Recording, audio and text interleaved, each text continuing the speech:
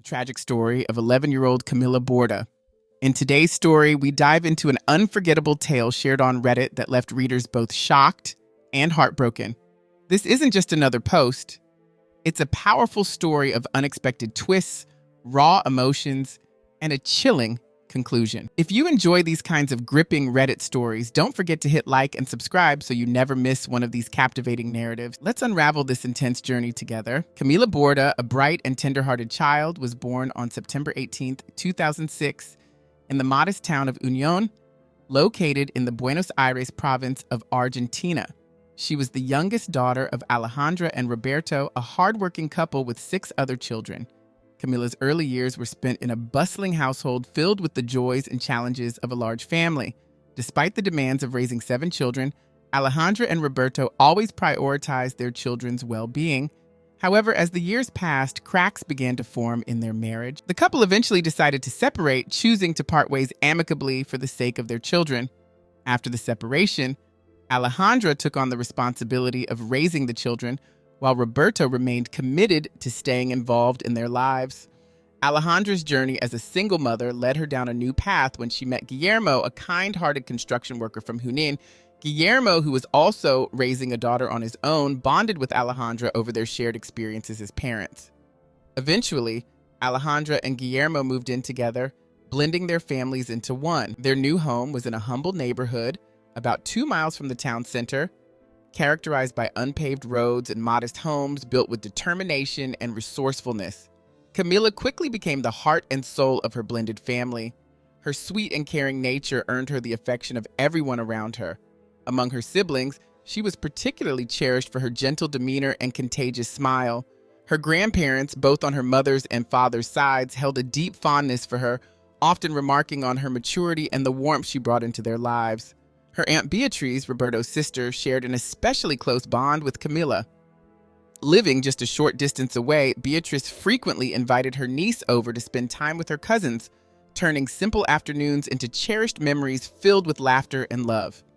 Beatriz had a playful nickname for Camila, La Flaca, or the skinny one, because of her petite frame and small appetite. She often joked with Camila, encouraging her to eat more so she could grow strong and healthy. These moments of lighthearted teasing reflected the close and loving relationship they shared. Camila adored visiting her aunt's house, where she felt a special kind of warmth and belonging.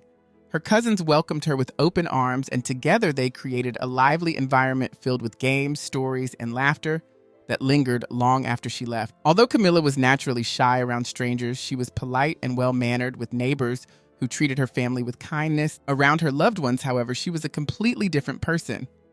Bubbly, talkative, and full of life, her reserved nature with outsiders made her connection with her family and close friends all the more special. At her primary school in Unión, Camila shone brightly as a diligent and motivated student. Her teachers often praised her for her enthusiasm for learning, which was evident in her consistently good grades. Despite her young age, she displayed a remarkable sense of independence and responsibility, taking her studies seriously while also helping her mother at home. Camila's life was a blend of simplicity, love, and resilience. Her surroundings may not have offered much in material wealth, but they were rich in affection, shared experiences, and the unbreakable bonds of family. Every corner of her life, from her humble neighborhood to her school, her family gatherings, and her afternoons with her aunt, was painted with the colors of warmth, hope, and determination.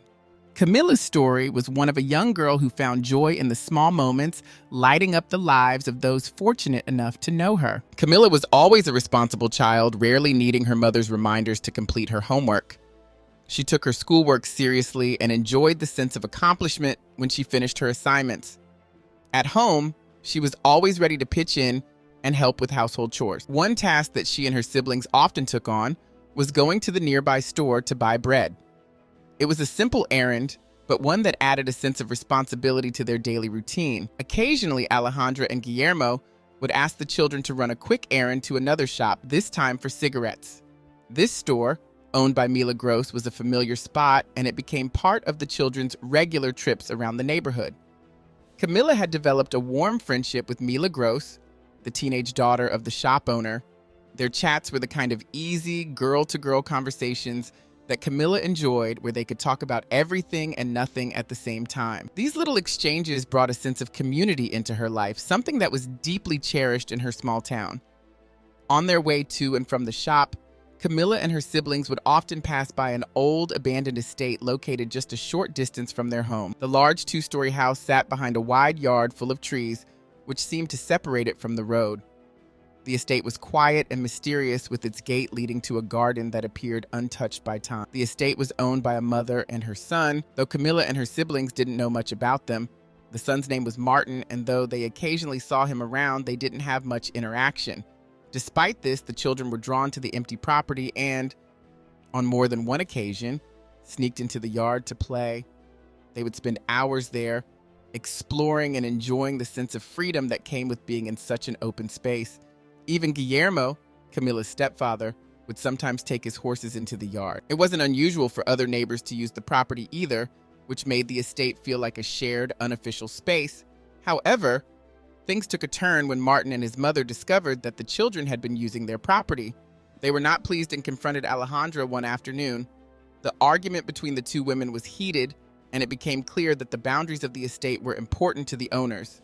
This moment marked a shift in the previously carefree days of playing in the yard. Though the property had been an unofficial playground for the children, it was now off limits, and they were forced to find new places to spend their free time. In mid-November of 2017, the owners of the estate decided it was time for a change. They began renovations, starting with the yard. After gathering some recommendations, Martin and his mother hired a man named Jose Carlos Varela to help with the work. Jose, born in 1978 in the nearby city of Junín, came from a family that had experienced its own share of challenges. His mother, Ruth, was a single parent who raised Jose and his two half-brothers, Gustavo and Miguel. After Ruth passed away, Jose and his brothers continued to live together, though their bond was somewhat strained. Jose made a living primarily as a construction worker, but from time to time, he would take on other jobs, including caretaking for various properties. This allowed him to live independently away from his brothers in a house on the edge of the city. Jose was a reserved man who preferred solitude. When he returned home after working, he often locked himself in his room to spend time with his dog, his only real companion. He was introverted and kept to himself, finding comfort in activities like drawing house plans and solving puzzles online. Jose's quiet nature made him an enigmatic figure in the neighborhood, but there was something about him that made people notice. He had a habit of adding young girls on social media, a strange and unsettling part of his personality that no one fully understood. Jose Carlos Varela lived a seemingly routine and uneventful life, balancing work and limited social interactions. When he wasn't occupied with construction jobs, he occasionally met with friends for soccer games or attended evangelical church gatherings. To his half-brothers, Gustavo and Miguel, this was the man who took on the job of renovating the estate near Camila's home. Recommended by someone familiar with his work, Jose eagerly accepted the opportunity. The estate's owner handed him the keys, granting him full access to the property so he could complete the renovations at his own pace. His arrival in the neighborhood did not go unnoticed. Jose's unkempt appearance, with his long, disheveled hair, scruffy beard, and work-stained clothes, stood out among the locals. Within days, his presence became a topic of conversation, sparking curiosity among the residents. Jose frequently visited a local store to buy pre-prepared meals, and his peculiar demeanor intrigued the shop owner. Unable to resist his curiosity, the storekeeper asked Jose where he had come from and what had brought him to the area. Jose responded casually, claiming he had recently arrived from La Plata City and had been expelled by the police there. The shopkeeper assumed it was a joke. After all, who would openly admit to being expelled by the authorities? Jose also shared that he was renting the estate from the owners and planned to stay in the neighborhood for an extended period. He repeated this story to Guillermo and other neighbors who, despite finding the situation odd, had no reason to doubt him. In the weeks that followed, Jose began working on the estate's neglected garden. However, his progress was slow, and he seemed unmotivated to finish the tasks assigned by the owners. Often he was seen sitting idly at the gate, watching the neighborhood's daily hustle and bustle. His habit of silently observing people unsettled some residents, but no one openly confronted him. Occasionally, Jose would retreat into the estate's overgrown yard, using the thick vegetation as cover to quietly watch children playing in the street. His actions were peculiar, but most neighbors dismissed him as an eccentric loner. One day, while sitting at the estate's gate, Jose gestured toward Camila, who was standing in the doorway of her home. The unexpected interaction startled her.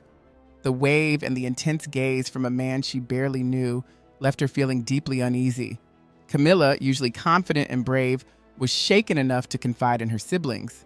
She told them that the encounter had made her so uncomfortable that she no longer felt safe living in their home. For a young girl with a generally optimistic and kind-hearted nature, such fear was unusual and significant. Jose's unsettling presence in the neighborhood became a quiet undercurrent of tension. While some adults dismissed his odd behavior, others began to keep a closer eye on their children. Camila's reaction was not shared with the adults, but among her siblings, her unease became a shared concern. What was once a safe and lively street had started to feel different, as though the shadows Jose cast extended beyond the estate and into their everyday lives. Camila spent a few days at her father's house in another part of the neighborhood, hoping the change of scenery would help her feel more at ease. The time away brought her some comfort, but as the new school year approached, she returned home. There were important exams coming up that she needed to pass to secure her spot in the 6th grade. Despite her initial hesitation, Camila resolved to focus on her studies and move forward, setting aside her earlier fears about the strange man in the neighborhood. On February 23rd, 2017, while Jose was working near the estate, something unusual caught his attention. A house across the street was occupied by 2 sisters and a 3-year-old girl, the daughter of one of the women. According to one of the sisters, Jose's behavior immediately raised concerns. He began to focus on the little girl, calling out to her from his position in the field where he was working. It wasn't just harmless curiosity. His gestures were unsettling. The situation escalated when Jose signaled for the young girl to come closer. Alarmed but instinctively cautious, the child ran to her mother, who was hanging laundry in the yard. After hearing what had happened, the mother quickly brought her daughter inside for safety. When she stepped outside to check on the situation, she found that Jose had already retreated back to the estate. Though the incident felt odd and uncomfortable, the mother chose not to report it, dismissing it as a one-time occurrence. Just 2 days later, on February 25th, 2017, Camila's family was enjoying a typical Sunday at home. As lunchtime approached, plans were made for the children to visit the park after the meal. Meanwhile, Alejandra realized she was out of bread and cigarettes, both of which were staples in the household. Normally, Camila wasn't allowed to run errands alone, but this time, Alejandra agreed to let her go on her bicycle. It was a quick trip, and the stores were nearby. Camila, ever eager to help, grabbed her bike and set off. A witness, whose identity was kept private for safety reasons, later recounted seeing Camila as she left her home that day. The witness observed her first stopping at the store to buy cigarettes, where she had her usual friendly chat with Milagros. Afterward, Camila headed to the bakery to pick up bread. As she rode back home, she passed by the vacant estate. It was there that Jose intercepted her. In a swift and forceful move, he dragged her off her bicycle and into the overgrown yard. Camila tried to fight back with all the strength she could muster. She clawed at Jose's hands and arms, leaving marks as she desperately struggled to break free. But Jose's size and physical strength overpowered her resistance. He forced her into the house and took her to the second-floor bathroom. There, he assaulted her in a horrifying act of violence. To ensure she couldn't call for help, he bound her hands and feet and gagged her. To drown out any sounds, Jose turned on loud music, masking any noise that might escape from the isolated estate. As time went by and Camila did not return home, Alejandra grew increasingly anxious. Initially, she assumed her daughter might have been delayed at the store or stopped to chat with friends. However, when the minutes turned into hours, her concern deepened. Alejandra, Guillermo, and their other children quickly began searching the neighborhood, calling out Camila's name and checking with neighbors. Word spread quickly, and more residents joined the search, scouring the streets and nearby areas. When their efforts yielded no results, Alejandra's fear turned into desperation. She decided to go to the local police station to report her daughter missing. By 1 p.m., Alejandra was at the station, recounting the events to the officers. The police acted swiftly, sending officers to the neighborhood to retrace the path Camila was believed to have taken. Joined by concerned neighbors, the officers followed her likely route, looking for any clues. Their search eventually led them to the sandy street and the gate of the vacant estate where Jose was staying. Suspicion grew as they approached the property. The officers knocked loudly on the door, announcing themselves as law enforcement. but there was no response. The crowd outside the gate, including many neighbors who had grown wary of Jose's odd behavior, began speculating about his involvement. The tension mounted as some locals suggested breaking into the property. Inside, Jose, cornered and aware that the police were closing in, made a horrifying decision. In a desperate act, he ended Camila's life and attempted to conceal her body in the bathroom. As the officers continued knocking, Jose finally emerged from the house. He stepped outside shirtless, wearing tattered pants, and introduced himself as the caretaker of the estate. Initially, he appeared calm but was resistant to allowing the police entry. He claimed he was taking care of the property and insisted there was no reason to investigate further. However, his demeanor began to falter under the officers' scrutiny. Sensing something was amiss, the police insisted on searching the premises. One officer stayed close to Jose to prevent any sudden attempts to flee, while another began inspecting the house. A few neighbors, unwilling to wait for answers, followed the officers inside to assist in the search. As they moved through the property, a young girl made a chilling discovery. Camila's bicycle was leaning against the house, hidden from view. This sight confirmed their worst fears. A young man who had joined the search rushed inside to alert the officers. Meanwhile, the officer approaching the bathroom noticed Jose growing increasingly nervous. When asked about the locked bathroom door, Jose stammered an excuse, claiming there was a broken pipe that needed repair. Ignoring the flimsy explanation, the officer forced his way into the bathroom. What awaited inside was beyond imagination. Pulling back the shower curtain, the officer found Camila's lifeless body in the bathtub. The sight was devastating. The young man who had followed the officer into the bathroom also saw the scene and fled in a state of utter shock. Overcome by the horror of what he had witnessed, he collapsed outside, unable to process the trauma. Meanwhile, the officer inside called for immediate backup, knowing this tragic discovery would shatter the community. A tidal wave of grief and fury swept through the neighborhood as the horrifying truth about Camila's fate became known. The once quiet streets erupted into chaos as neighbors gathered, their emotions ranging from heartbreak to a burning desire for justice. Many could no longer contain their rage. "We lost our minds," one neighbor later admitted. The crowd surged toward the estate, breaking windows and destroying property in a fit of anger. Among the chaos, one resident struck Jose, venting the collective frustration of the community. Despite this, the police intervened, placing Jose in a secure area to prevent further harm and calling for backup as the situation threatened to spiral entirely out of control. The tension reached a boiling point when officers attempted to escort Jose to a patrol car. At the entrance of the estate, chaos erupted as the enraged crowd lashed out, not only at Jose, but at anyone associated with the investigation. Police officers, forensic experts collecting evidence, and even Camila's grieving family members became targets of the mob's fury. Stones were thrown, fists flew, and anger turned into violence. The scene descended further into madness when some protesters set 2 police vehicles on fire, their flames illuminating the night in a grim reflection of the community's despair. Amid the turmoil, authorities struggled to restore order. They managed to detain Jose and transport him to the police station under heavy security. However, they also arrested 10 other individuals who had been involved in the violent outbreak. At the station, Jose was questioned by prosecutors. In his initial statement, he admitted to seeing Camila that day, but denied any wrongdoing. "She was feeding the animals," he claimed, "and then I didn't see her again." His testimony was brief and devoid of remorse, but prosecutors suspected he was attempting to avoid responsibility by employing a strategy based on psychiatric non-imputability. As the investigation progressed, forensic experts revealed the grim details of Camila's death. An autopsy conducted by the Institute of Criminal Investigation and Forensic Sciences determined the cause of death to be traumatic cardiopulmonary arrest due to mechanical asphyxiation. Additionally, the forensic examination uncovered injuries on Camila's body consistent with signs of abuse and defensive wounds, evidence of her brave but futile struggle. DNA evidence further solidified the case against Jose as samples taken from the crime scene matched his genetic material, leaving no doubt about his involvement. The community was left reeling from the devastating loss of a young life. The murder of Camila, a bright and innocent child, was a blow that echoed far beyond her family.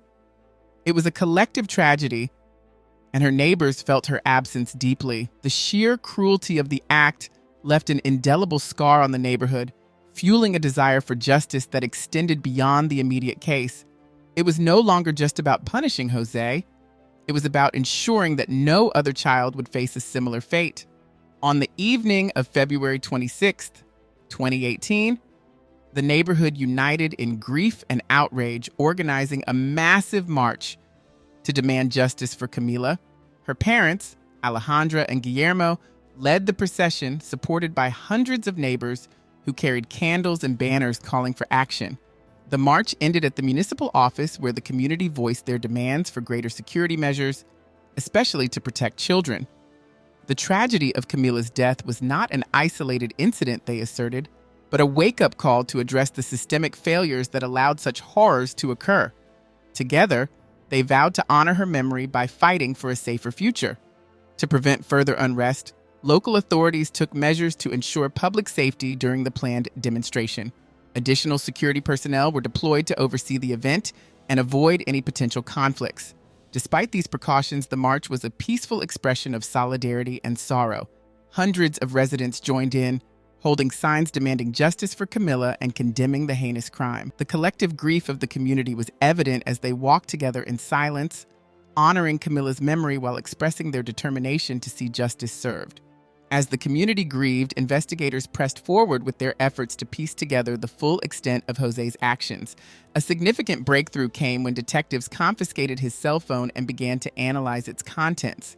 What they found was deeply disturbing. Jose had created 3 separate social media profiles, all of which were filled with photos and connections to numerous minors. The discovery painted a chilling picture, suggesting that Jose's crime against Camila might not have been an isolated incident, but part of a pattern of predatory behavior. The prosecutor overseeing the case grew increasingly alarmed. The evidence hinted at the possibility that there could be other victims, young lives that may have been scarred or lost due to Jose's actions. Acting on this concern, the prosecutor pushed for swift legal action. By April of that year, Judge Maria Laura of the Third Guarantees Court reviewed the evidence and confirmed the existence of a heinous crime. Jose was formally charged with double aggravated homicide, a charge that encompassed cruelty, premeditation, and a sexual motive. The charges against Jose were based on his initial statement, the forensic evidence, and testimonies collected from neighbors and community members. The prosecution sought the maximum penalty under the law, a life sentence. While awaiting trial, Jose was placed in custody, where his mental state was evaluated by 2 court-appointed psychiatrists. During these assessments, Jose claimed he could not recall the events of the afternoon when Camila was attacked. However, the psychiatrists found his claims of amnesia to be unconvincing. Their evaluations revealed that Jose exhibited traits of a schizoid personality, characterized by emotional detachment and difficulty forming genuine connections with others. Despite this diagnosis, both specialists concluded that Jose was fully aware of the criminal nature of his actions at the time of the offense. They dismissed his claims of memory loss as selective amnesia, likely a deliberate attempt to evade accountability. With his mental competence established, the court scheduled the first hearing for November 5th, setting the stage for a trial that would seek justice for Camila. In the months leading up to the trial, the community continued to honor Camila's memory in heartfelt ways. On September 18, 2018, which would have marked her 12th birthday, her family and neighbors gathered at a nearby field for an emotional memorial. The event was filled with love and support for Alejandra and her family, offering them a chance to feel the community's unwavering solidarity. The most touching moment came when attendees released white balloons into the sky. Each balloon symbolized a wish, a prayer, or a message of love for Camila, carried upward in the hope that her spirit would find peace and soar. Amidst the deep sorrow of the community and Camila's grieving family, there was one clear hope shared by all, that justice would prevail. The trial of Jose began on the scheduled date, held in a courtroom on the 6th floor of the local courthouse. The space was filled with tension and emotion as the accused faced the victim's family, friends, and community members who had come to show their support. The trial was divided into 2 hearings, during which approximately 15 witnesses were set to provide testimony. In the opening statements, the prosecutor and the family's lawyer presented their case, demanding the harshest possible sentence, life imprisonment, for the unspeakable crimes committed against Camila. Jose's defense team, however, had a different strategy. They sought to reduce the charges by claiming that he was mentally unfit to stand trial. The defense argued that Jose suffered from schizoid personality disorder, which, when combined with alleged memory loss or amnesia, supposedly impaired his ability to understand or control his actions. They leaned heavily on this narrative in an attempt to sway the court into considering a lesser sentence. For the family, hearing these arguments only deepened their anguish as it seemed to deflect responsibility away from the undeniable harm Jose had caused. When the psychiatrist who had examined Jose took the stand, the defense's claims began to unravel. Both specialists testified that while Jose exhibited certain personality traits consistent with the schizoid disorder, these did not impact his awareness of his actions at the time of the crime.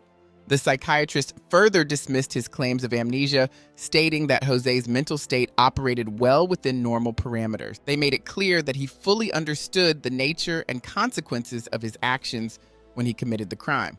This pivotal testimony dealt a significant blow to the defense's case. On Thursday, November 15, 2018, the courtroom fell silent as the judges prepared to announce their verdict. Around midday, the panel delivered a unanimous decision finding Jose Carlos Varela, then 40 years old, guilty of a series of horrific crimes. These included multiple counts of sexual assault carried out with cruelty and premeditation and culminating in Camila's murder. The aggravating factors present in the case left no room for leniency, and Jose was sentenced to life imprisonment, the maximum penalty under Argentine law. As the sentence was read, Jose remained emotionless and silent, offering no reaction to the weight of the judgment against him. Although justice was served, the family's pain remained raw and unrelenting. For Camila's mother, Alejandra, the loss of her daughter left a void that could never be filled. She described the day of the tragedy as the darkest day of her life, one that permanently altered the course of her family's future. The memories of Camila lingered in every corner of their home and in the everyday routines that now felt incomplete. The passage of time brought no real comfort, as the heartbreak of losing a child in such a devastating manner defied any easy resolution. Despite the unbearable weight of her grief, Alejandra has tried to find ways to cope and move forward. She admits that it is a daily battle, an internal struggle to find moments of peace in the shadow of her loss. One of the ways she draws strength is by finding joy in the laughter and smiles of other children.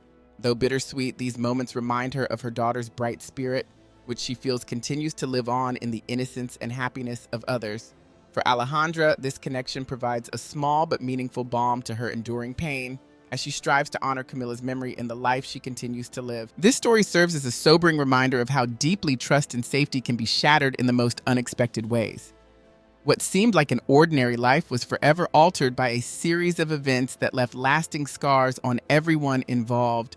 The tragedy not only affected the victims, but also the entire community, highlighting the unpredictability of human nature and the dark secrets that can lie beneath the surface.